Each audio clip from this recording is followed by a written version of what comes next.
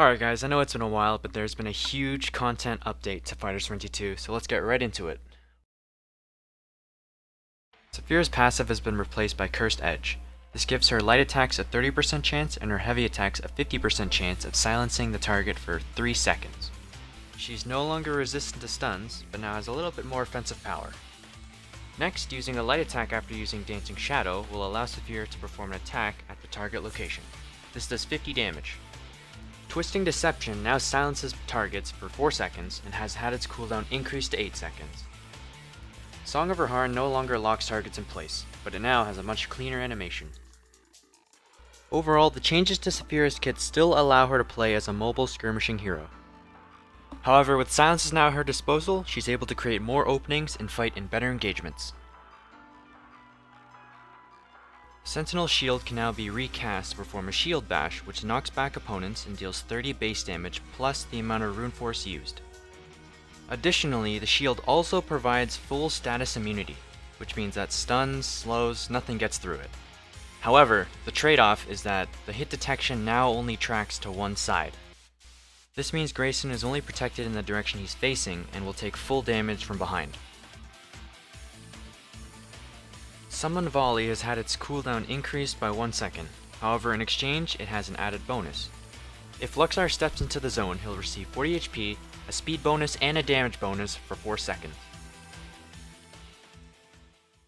Boltback has now been replaced by a new ability, Skybolt. When cast, Alte will leap into the air and for a few seconds the player will be able to control a marked target. After a few seconds, Alte will land at the target location and deal 80 damage. If she hits a target, she'll be able to recast it again to cast the old Boltback. Alte has immunity while in the air, and the cooldown is 4 seconds. Flash Wave has also been changed so that it no longer stuns. Instead, it will slow the target for 6 seconds as well as amplify them. If a target has been amplified, they'll take increased damage from all attacks and spells, and if they get hit by a spell, the slow will be refreshed. This ability has a 7-second cooldown. These changes have been put in place because I felt Alte is a bit too strong at disrupting opponents with a stun that can stop massive spells, and she can jump around a bit too easily with Boltback. Now Alte players are a bit more forced to commit to longer engagements if they want to take full advantage of an amplified target. She's still an evasive target, however she can't simply counter attacks by using a Boltback. Instead, she has a much more slower and more powerful evasion mechanic inside Skybolt. Now for the Iron Fiend. Our big boy has received a lot of changes and has been almost completely reworked because, let's be honest, his old kit was not very good. So let's get started. Iron Fiend's new passive is Vengeful Plating.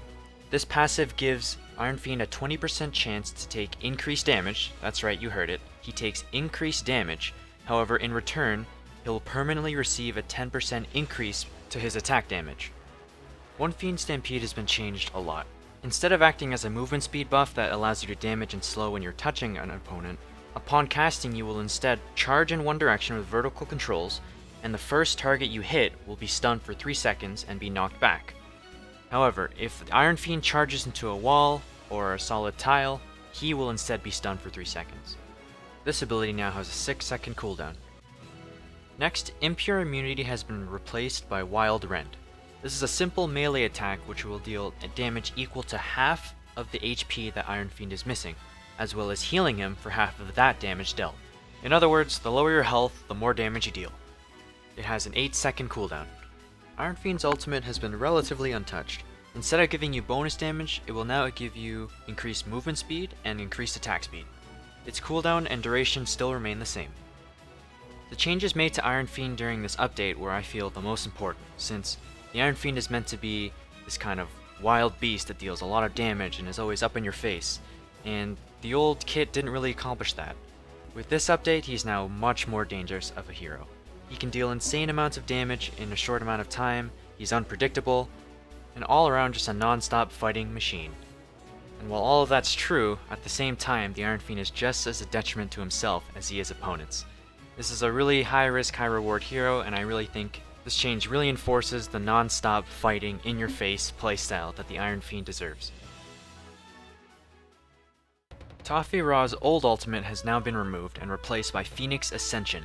When cast, Toffee Raw will deal 65 damage in a small AoE, and gain flight for the next 15 seconds. During this time, her attacks deal 80 damage and throw out ridiculously large fireballs. While she's flying, Spear of Flame will also have an infinite cast range. Its cooldown is 30 seconds. Not much to say here.